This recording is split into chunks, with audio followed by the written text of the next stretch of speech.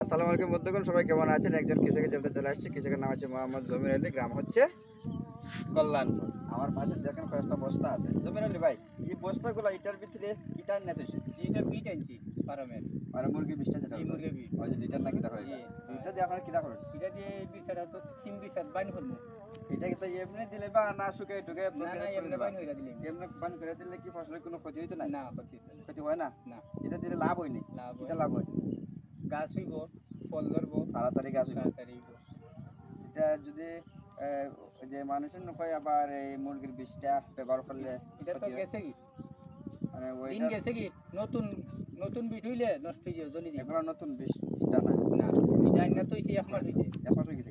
এক মাস এর ভিতরে কোনো বাতাস টাতাস বা গ্যাস টেস গেছে না? গ্যাস গ্যাস গেছে কি একদম উলট পালট করে দিচ্ছেন না? না ওর টল্লা আছে না বস্তা যখন কয়াতেই মুখ কয়াতেই ইয়াদের বাইন করে নিমু। ওই যেটা এক মাস হচ্ছে, ঠিক এক আছে। মাস এখান থেকে কিছু বেরো নিতে আরো কয়দিন লাগবে? হ্যাঁ 4-5 দিন। 4 বছর মোটামুটি 5 4-5 থেকে 40 দিন বন্যা বাইন করে দিমু।